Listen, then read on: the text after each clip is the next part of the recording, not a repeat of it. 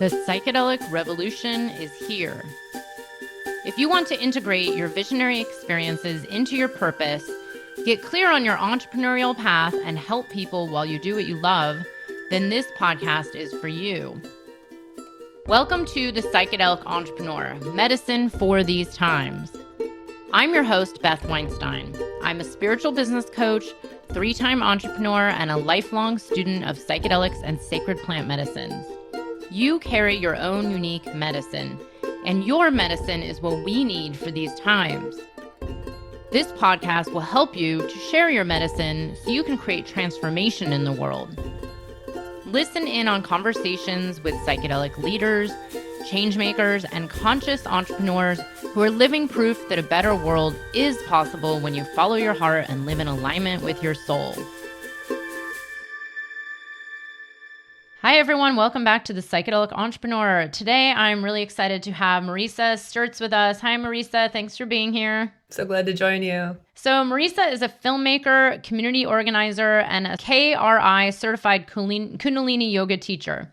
She's a co-founder and media director at Lucid.News and the producer and host of the documentary series The Healing Powers of Psychedelics and Other Mindful Practices, currently streaming on Gaia TV. Mareesa is also the founder of the Psychedelic Leadership Summits and holds connection workshops focused on building relationships within the community. Her main focus has been to tell stories of healing, which has taken her all around the world, filming with the curanderos of Peru to the holy men of India. She has a BA in cinema at San Francisco State University, and her documentaries have been featured by Gaia TV, Viceland, Indigenous Films, Mary Jane, and Participant. Her debut feature film on the spiritual intentional community, Damanhur. My God, my COVID brain is killing me. Was recently released and is available on Gaia TV. Yes, I'm actually, just a disclaimer for everybody listening, I am recently recovering from COVID and my brain has never been this dysfunctional in my life, but I'm pretty good considering. So Mareesa, thank you so much for sharing your story here. I would love to know what got you on this path to co-founding Lucid.News, to doing these documentaries, to sharing all these incredible stories of healing and consciousness expansion.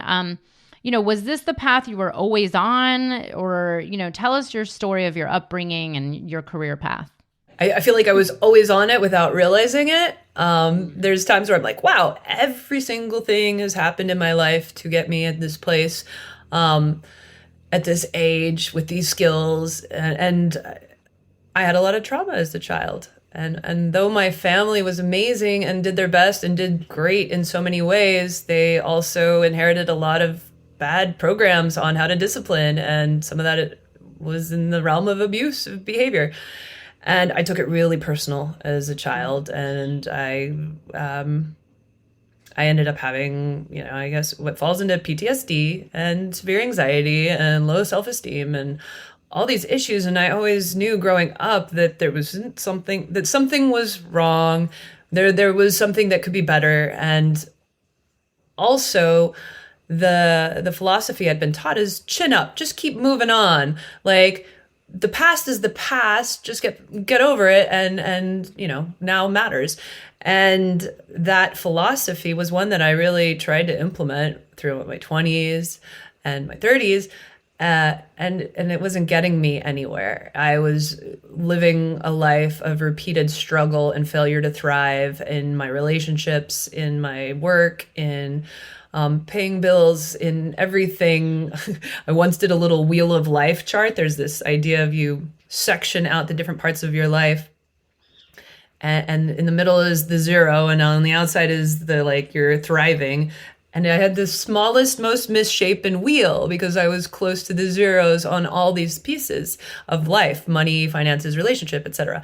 So I knew there was room, and I was too stuck in scarcity to get out, the room for improvement, and too stuck to move. And eventually I rediscovered psychedelics. I had already played with them and had cool experiences at a young age, but I rediscovered psychedelics more intentionally in my mid-30s, and it was simultaneous to me discovering documentary filmmaking. And as I was unpacking my own healing in psychedelics, I was like, wait a minute, nobody else really knows how this works.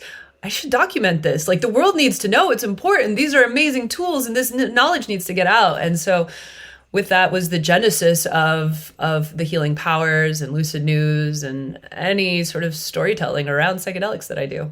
I love it. And I hear you a lot on that, the programming, right? And the just get over it and like, oh, that's over and it doesn't matter. And then waking up. And I remember saying to a therapist in my 20s, like, oh, I have no trauma because my family, like it was kind of okay, like no one was murdering each other and nothing like that serious happened. But when I finally realized the extent of what trauma really was, I was like, wow, like it's nothing but trauma. So, but let me ask, I'm just curious, before you got into the documentary filmmaking, what were you doing for your work in your 20s and 30s? I had been, so a lot of the 20s was in college and waiting tables on a boat that sailed around the bay in San Francisco and eventually bartending. Alcohol was a big part of my life and my coping mechanisms for all that trauma that was stuck in my system. And then, moving to LA, also more waiting in restaurants. And then I'd been doing music videos to build on that film career that I was pursuing, and short films, but I was spending more of my own money and putting myself in credit card debt to fund those than making money. They were a big, it was all about gaining experience is what that was about. So I'm glad I have it, but I did not make any money. Great. So for those who haven't heard about Lucid.News, can you tell us a little bit more about what it is, how it came about, who you co-founded it with, and what the mission is about with Lucid.News and when you guys started this? Sure. Yeah. It was 2019 at Horizons in New York City.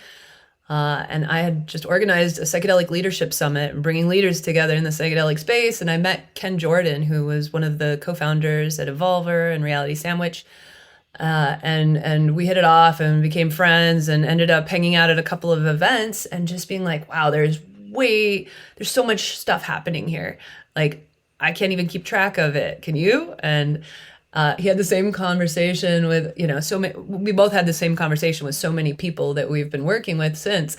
And we recognized, okay, there's a space for news here and we really need it. This movement really needs like as much of a strong foundation, and transparent journalism is our mission to provide to the community as a service. And it wasn't too much longer after him and I started talking that Annie Oak, Ann Harrison, otherwise known as Ann Harrison, came on board, and she's been a business journalist for many, many years. And Faye Saget, I can never say her last name, but she worked with Ken on Evolver and Reality Sandwich, and a handful of others came on the team, and we launched, I think, officially in March during the pandemic, and have been providing news stories and videos, sharing what's happening in this space, and really aiming to cover all the various aspects and the threads where they both interconnect and are running off with wild steam, as we are seeing in the pharmaceutical aspects of things. Yeah, I'm curious, how is Lucid.News different than, let's say, the other publications that are out there in the psychedelic space? Because it is all of a sudden everything has come on hand, right? Like there's other publications, there's other websites, I don't even know who I follow anymore, who does what. There's companies that are reporting, but then they actually have their hands in something else. What makes Lucid different? I think all the other publications, everybody has a specific focus and they have a specific audience, and they have everybody has their own approaches. So I think what we the gap that we aim to fill is unbiased news, and really making it both accessible to people new in the space as well as people who are more deep in the space, and creating that bridge between both the community and the investors and the researchers and the indigenous, and really aiming to be a central point for all of those.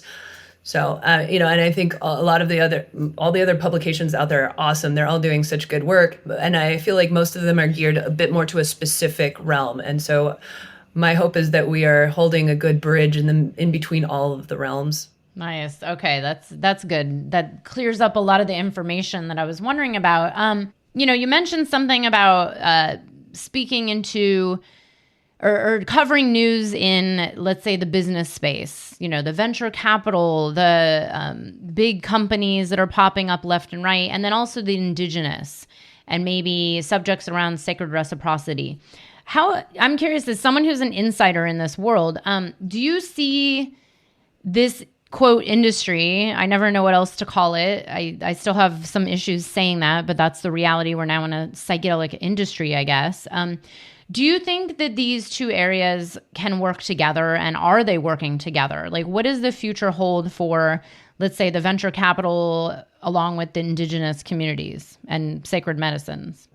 Okay, yeah, this is indeed a really important endeavor that I think really is essential to the successful evolution of psychedelics coming out into the world on a pharmaceutical basis, is that having the perspective of the indigenous on panels for these investors in order to inform how these tools come out.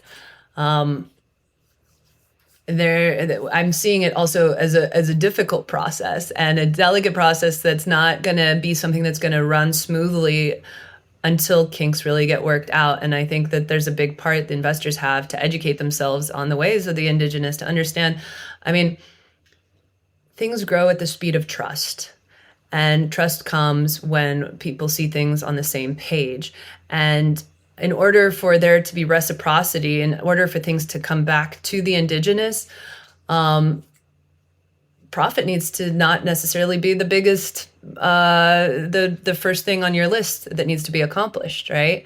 And so this is a whole shifting of a program that needs to happen where I think some companies are on board with it, and as they move forward and they receive the support of the community and they unfold successfully, I think that becomes a North Star. We're seeing this in other companies when companies are taking care of their employees and companies are operating in balance with the resources they're using, they're getting a lot of extra support from their consumers. And I think this is like proving to be a worthwhile methodology. And so my hope is that this continues, and we see this with the cooperation between indigenous and the investment. Yeah, it's so well said. And that is the reality where I personally believe we do have to learn how to hold both. I mean, this is the world that we're in today. There's a demand for healing with psychedelics, and there's a demand for help. People need help. Because I've even had people say like, oh, we need to stop all this, and these medicines should just be free. And, it's like there's one extreme and then there's the other, which is, like, okay, let's just profit and, another capitalistic version of big pharma heading into psychedelics. And I do believe there has to be a solution. There has to be this middle ground that brings everyone and like you said, like not putting the money first, maybe putting the healing and the benefits of these medicines before anything, or having that kind of manifesto for this business that we do always build the sacred reciprocity into our model. That's my hope. And this is why I've been asking, the insiders who are on the front lines reporting and seeing what's going on. Like, is this something that you've seen as being built into these models with a lot of these companies and venture capital and, even these, I don't know what to even call them, like pharmaceutical companies that are now starting up that are kind of tapping into this space? Like, are they building in this right relationship into their business model? Is that what you've seen over the years? I see them trying. I see a lot of companies trying to do that. And then I also hear a lot of indigenous folks feeling really frustrated by the process, that they're walking away being like, yeah, they wanted to hear what I said, and it looks good for them to hear what I say. It looks great for me to be on their panel, but did they actually implement the advice and the consultation we offered? Not really. and this is the frustrating thing to see is, the urgency of we need to make money, we need to make profit,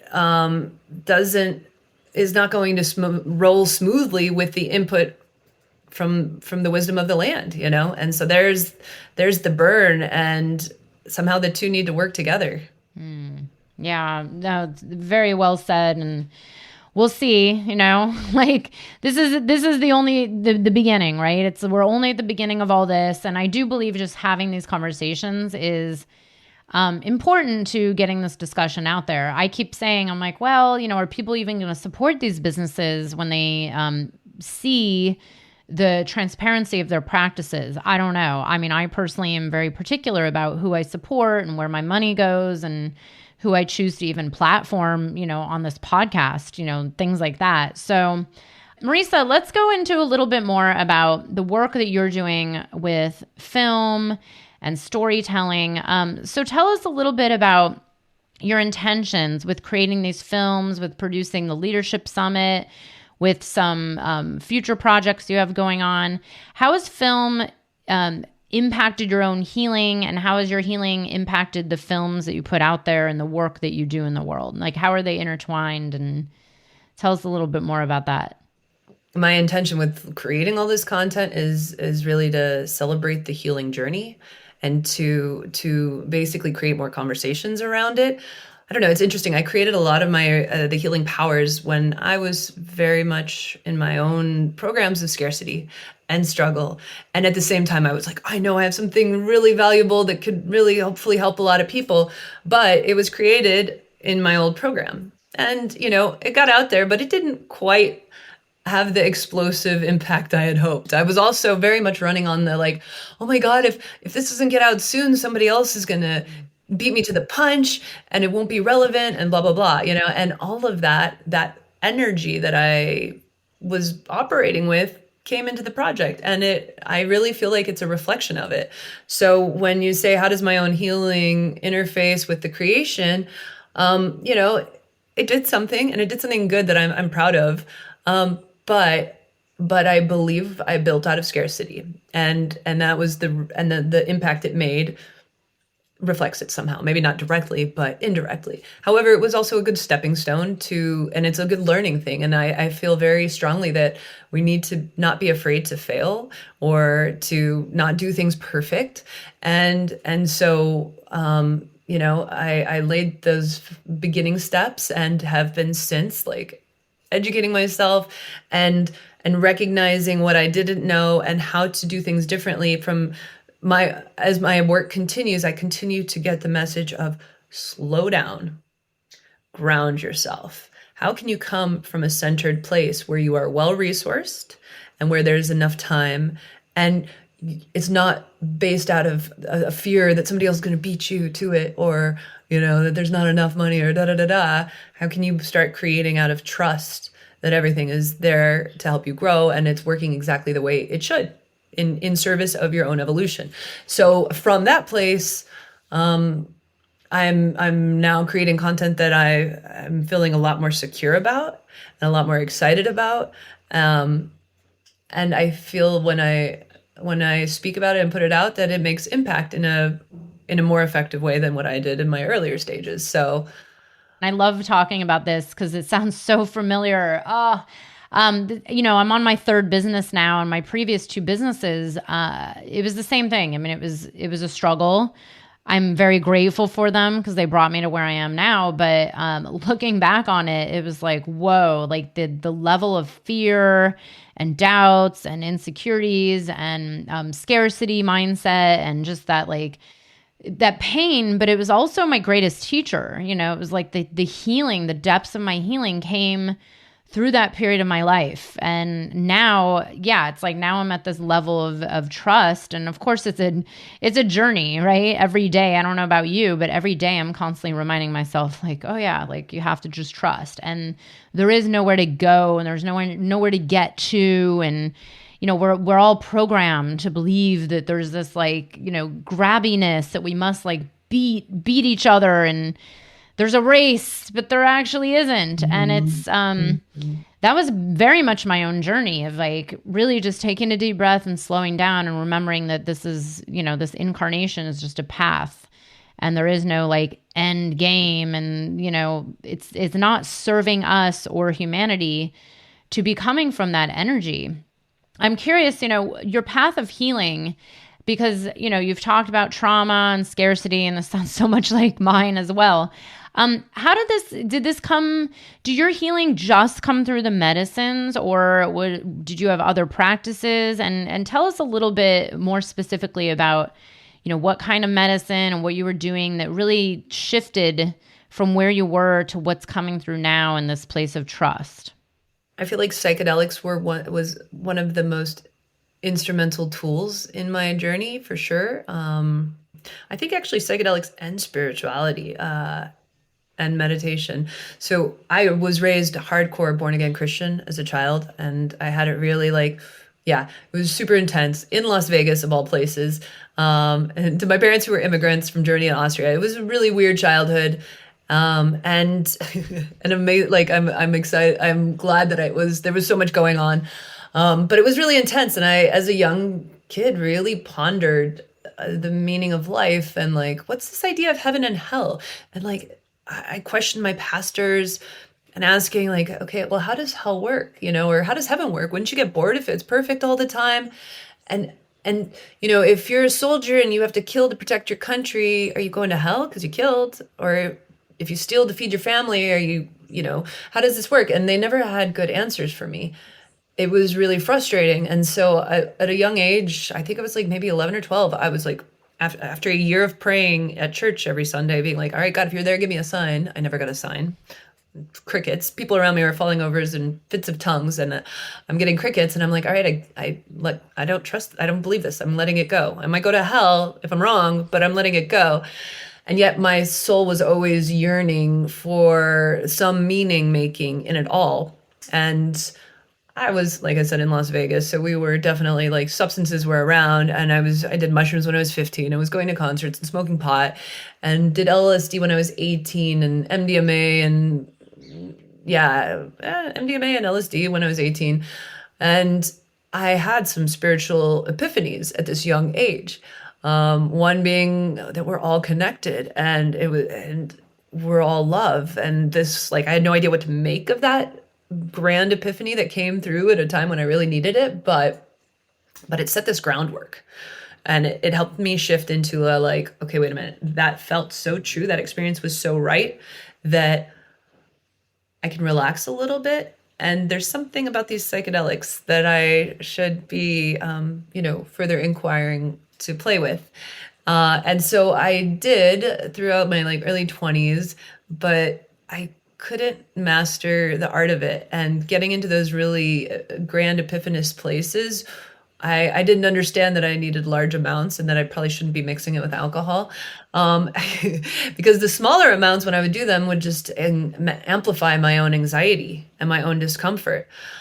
So I ended up putting them aside and being these are really interesting, but I don't know how to use them really well, and they usually just make me more uncomfortable in my skin. And so I'm just not going to do them. And I didn't really touch them much for my 20s and early 30s.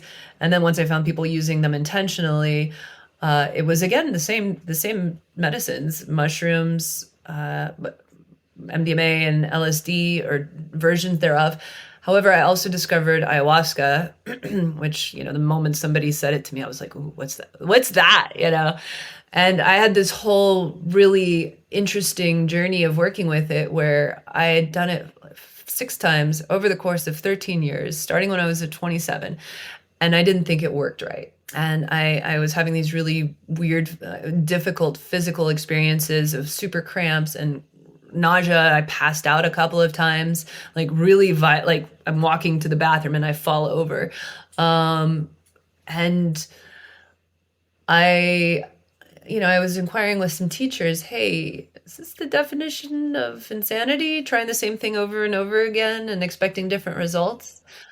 And the teachers were actually I don't know, I think there might be a piece for you. If you're feeling still drawn to it, perhaps continue.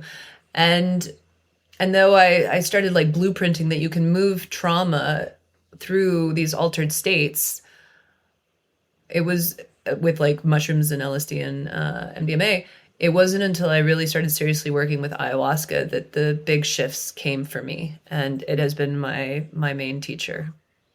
Wow, your story is so similar to mine. It's crazy. Because I come from the same, I grew up in the suburbs of California, and I always blame it on, like, that's why I did acid at 14.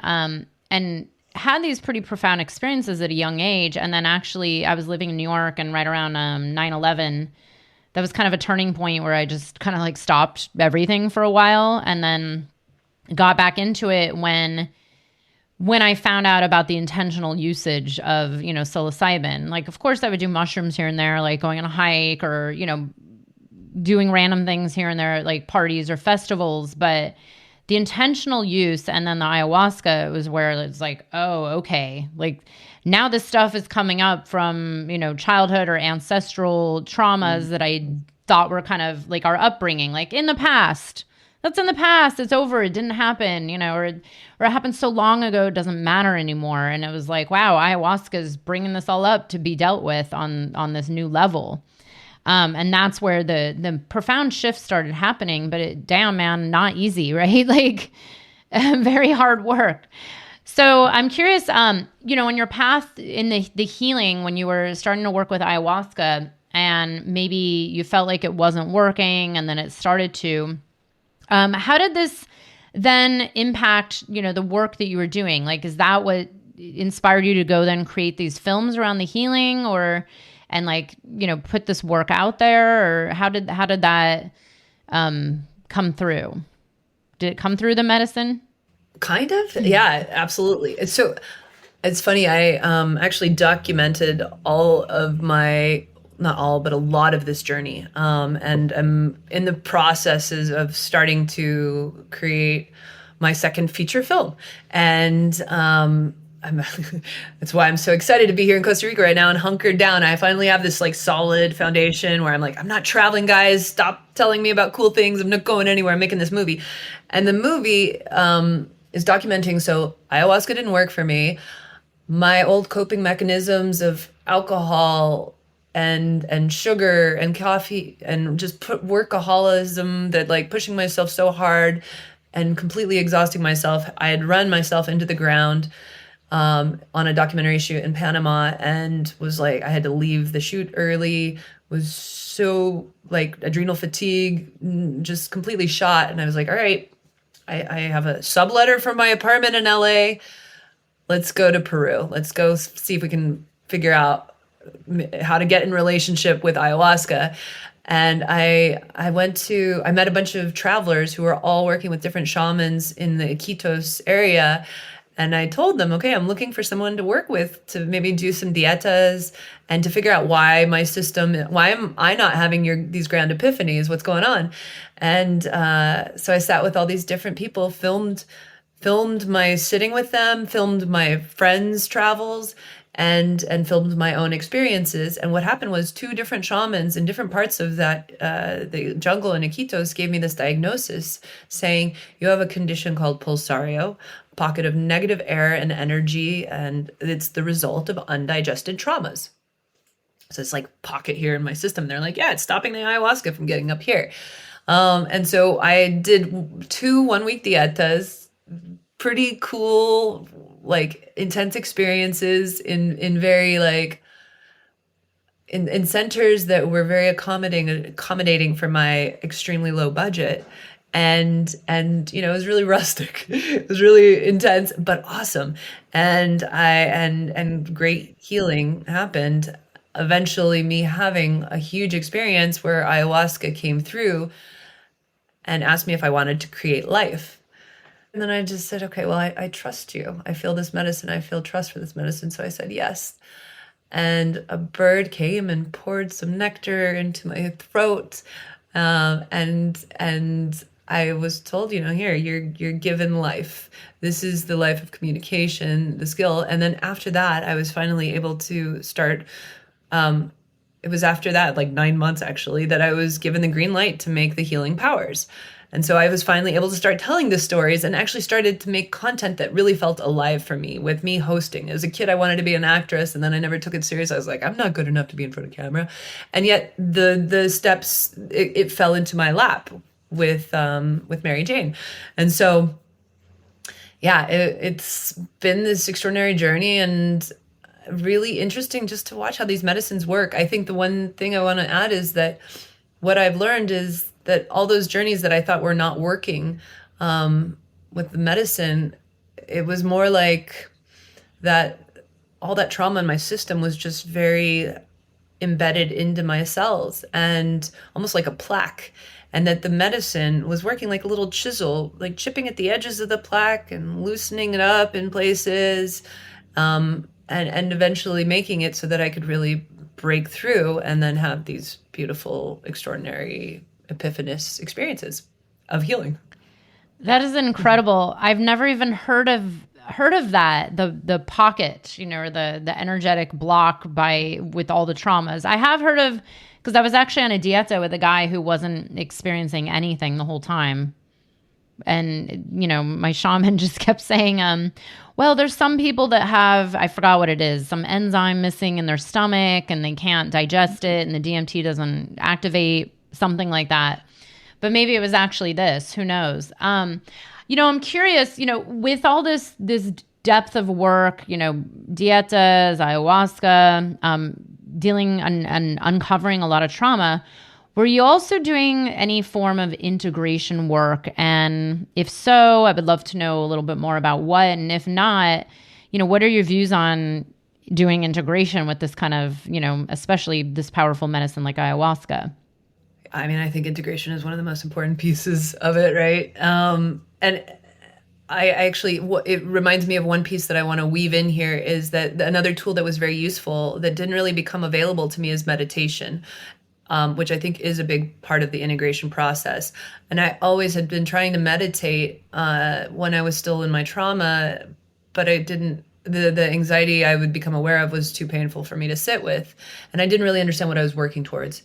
And it wasn't until psychedelics started opening the doors to these altered states and that I was like, oh, that's what I'm working for. And then that helped me both get there faster in my meditation, as well as be motivated to develop that discipline. But so I was working in parallel with my medicines, and then I went to India to do Kundalini teacher training. And then that allowed me, the two I would kind of, never at the same time, but they were both extremely instrumental in me getting where I'm at. So, I think that the meditation, the yoga is a part of the integration of slowing down and being present with what's going on in your system. For me, integration has always, I have a handful of other girlfriends that are all on their own journey of healing, and they're actually all therapists as well. I'm the only non-therapist. And so what we do is we'll do these weekly phone calls and help each other unpack whatever's going on in our lives. And it's been really valuable, because they'll be like, oh, I see you going in your pattern over there again, and having somebody being able to point that out, I'm like, please give me the critical feedback. Please tell me when you see me doing that spiral thing, so that I can, I trust you.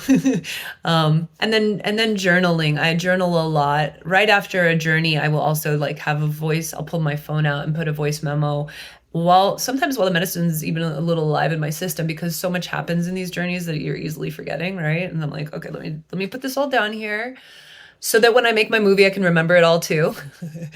But yeah, all of those pieces have been really helpful. I love that. I've actually never thought of the voice memo one. I'm like, that would be good for me. Because yeah, I have a lot that's come through medicine, and sometimes it's almost overwhelming. It's like, what do I do with all this? Like I always say, if I could just put a plug from everything that comes through and just download it onto, paper. But I always trust that what's meant to come through, and I remember, and sometimes I'll remember it, like a month later, like, oh yeah, that thing, that little bit. I love this story, and thank you so much for sharing. And I agree, I personally, I personally don't understand how anyone works with these medicines and doesn't have some sort of a integration practice, whether it's meditation or, journaling or both, or therapy, somatic therapy, sound, whatever you need. But the whole point of it is like, okay, then we can actually make the change in our lives, bring our art out to the world, put something out there, make a change. It's not just, I believe personally, it's not just here for our own like use and then nothing else. It's like, okay, well, why are we doing this healing? Like, yes, it's for our souls, but then what do we do with it? And I do believe there's a point where our healing then becomes a healing path of service. And whether that's through making films or sharing your voice, or, it doesn't have to be saving the planet, but it's like, what's the point of all of this to begin with? And why are we here? What's this all about? So I love hearing these stories and how people have had these breakthroughs and been able to now put something out into the world.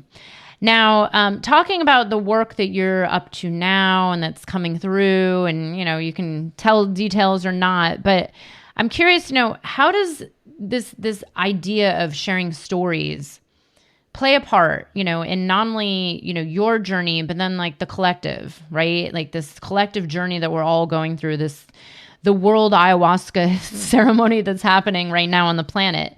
Why is it important? Because I have noticed, I don't know, maybe it's just the world we're in, but I think a lot of us have noticed there's more and more people putting film out there, writing books, sharing their own healing journey. And why is this necessary?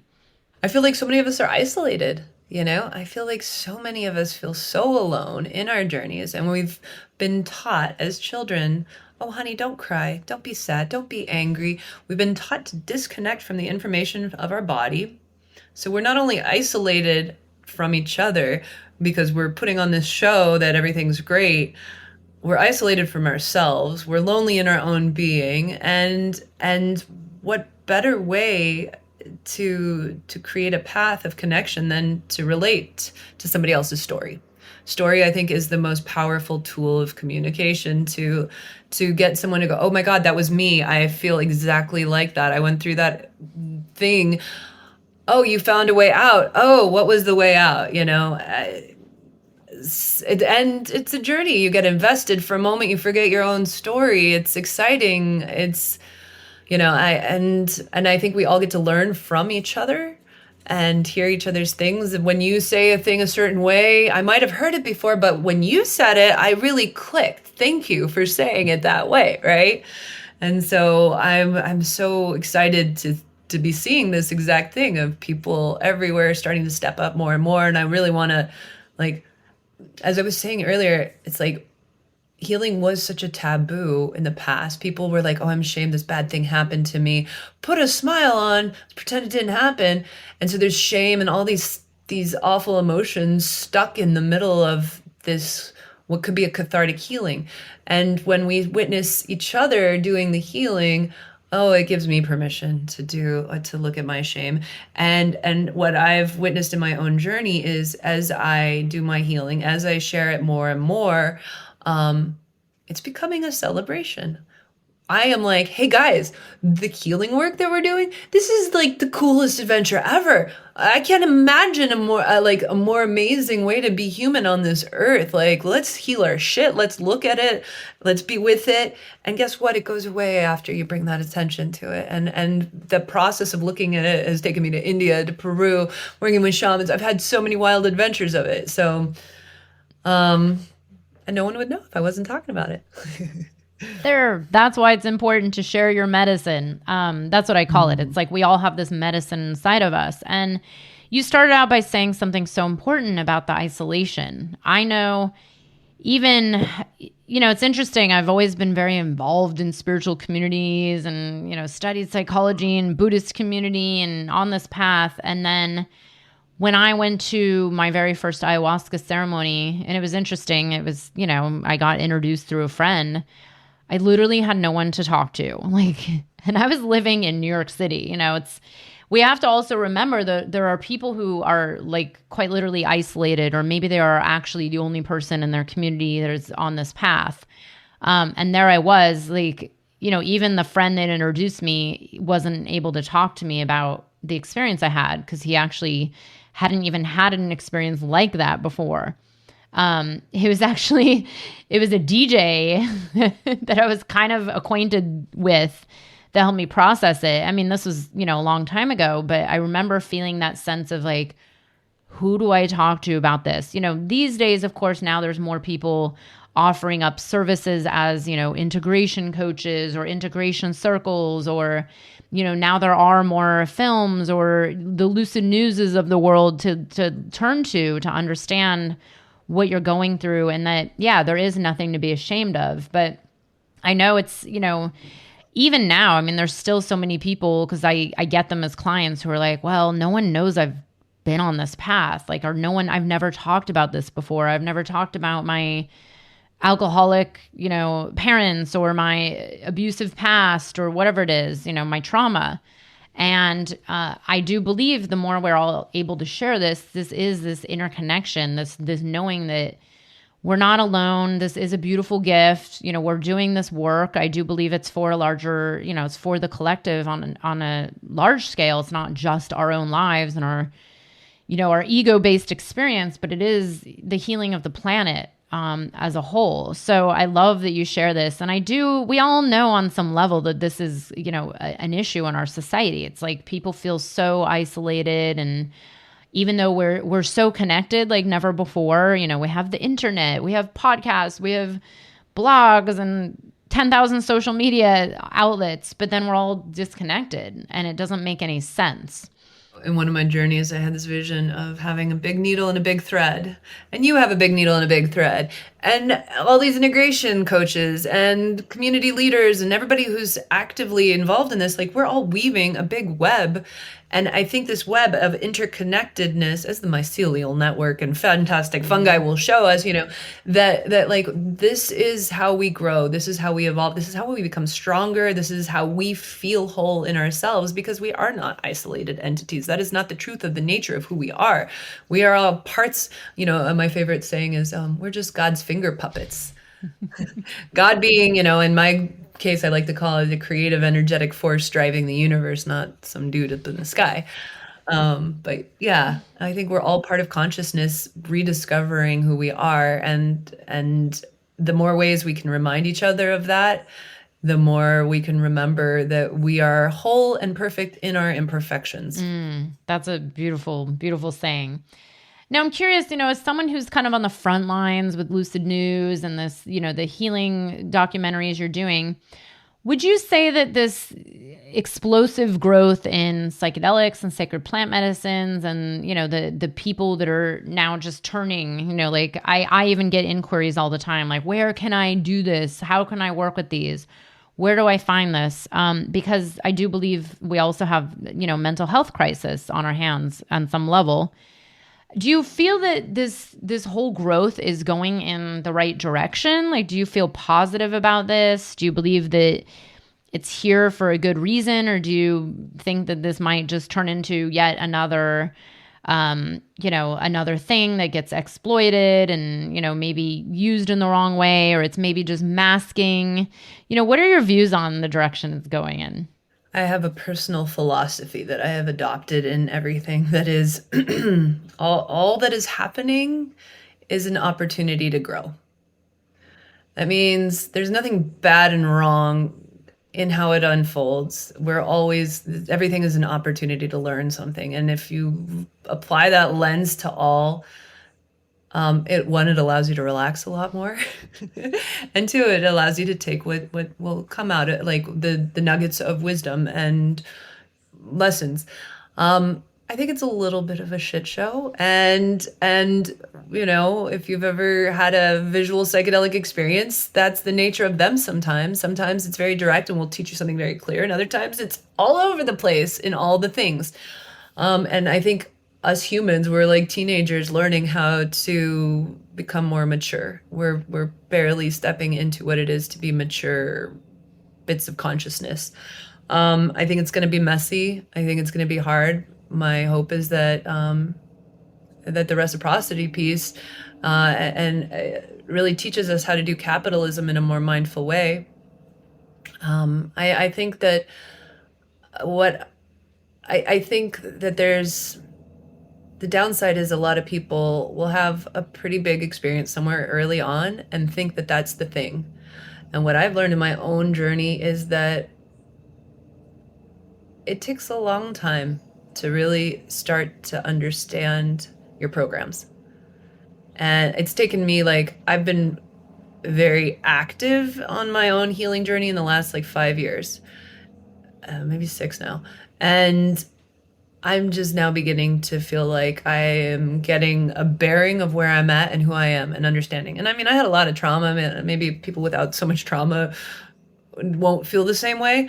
But I think it takes a long time and a lot of work. And it doesn't necessarily mean a lot of psychedelics, but I do think a lot of work of self-discovery, self-inquiry, and observation and meditation, just becoming aware of who you are and what your programs are so that you can start to rewrite them and become more intentional about how you operate in the world. So yeah, we're going to have some messy learning curves, I think. And capitalism, I'm really curious to see. I feel like it's almost this race of how many of the people that are engaged in this are becoming conscious of their own programs so that their programs aren't running them. That's one of the runners in the race. And if there's that morphogenic field, is that the way to say it? Do you know what I'm talking about? But the idea is that, if 10 monkeys figure out a trick, suddenly it becomes available, or 100 monkeys figure out a trick, it becomes available to the collective subconscious. So I'm holding this vision that as some of us are rising up and becoming more aware of our programs, that catches on. As these stories get into the media, as they become part of people's toolkit, that it starts to shift on some subconscious level. Not everybody has to do this deep work. And that as a runner in this race manages to really make some headway against these older systems that are really, operating at a loss and hurting us. So who knows how it will pan out? I have a lot of faith in our desire to learn and grow. I really have a lot of faith in that. And I think that will persevere even if we make a big mess of it all. This is so perfectly said. I know I'm constantly saying, I am always on the side of optimism because I do see the light in everything.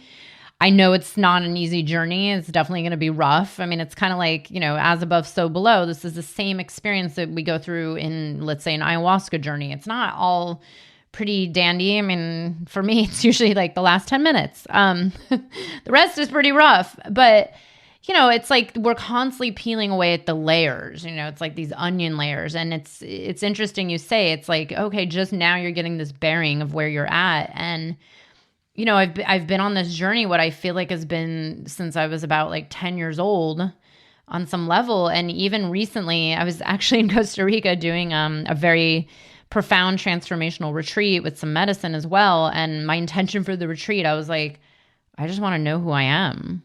And they're what? You know who you are. I'm no, on a new level. It's this next level of okay, I've done, there's clearing and rebirthing and constant clearing and rebirthing and the patterning, the awareness. And the more you have this awareness of oh, that's been running me for the last 40 something years. It's well, who am I now? Who am I now without that, And I agree with you. I do believe the more people are sharing the work like you are, making documentaries, sharing their stories, it plants a little spark in each heart of the human that it touches, and where they're wait a second, that sounds familiar. Let me look into what she's talking about. And it's maybe that's what sparks off the 100 monkey, the collective shift into something that does serve better all of humanity and the planet. That's my hope for capitalism. Trust me. I was in this really beautiful transformational program of sorts with my therapist, who's also a good friend of mine. And it was learning a lot of somatic therapy techniques and working with medicines. And we had this mushroom journey.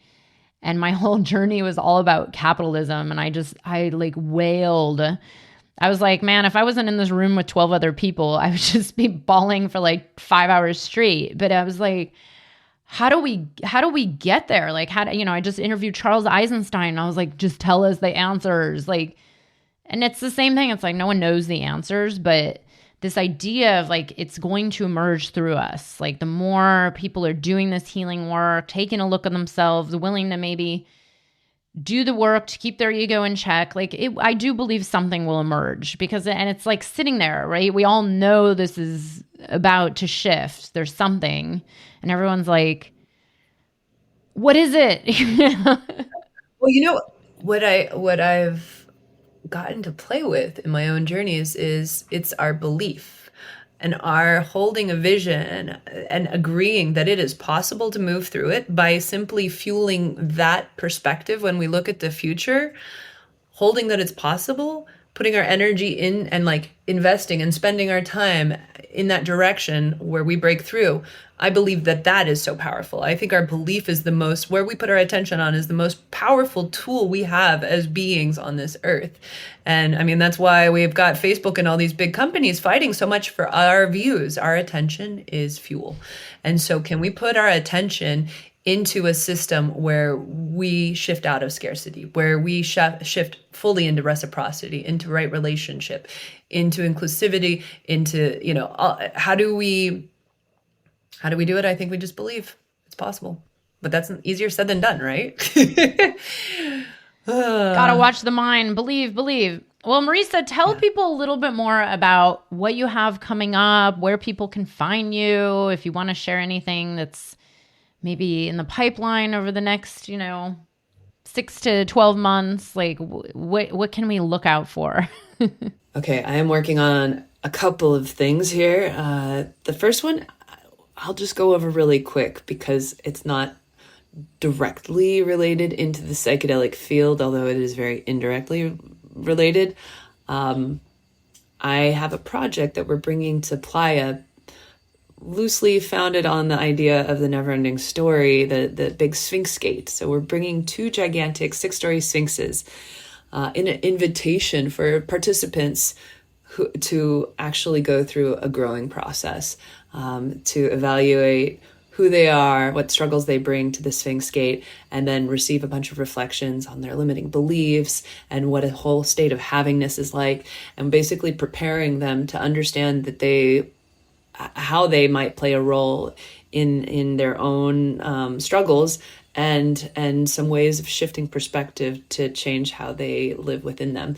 And then we're sending them through the Sphinxes. And we don't think most people are going to pass. Lasers are going to shoot down, and it's going to be a really big project that is also becoming a foundation of the Museum of Self-Exploration.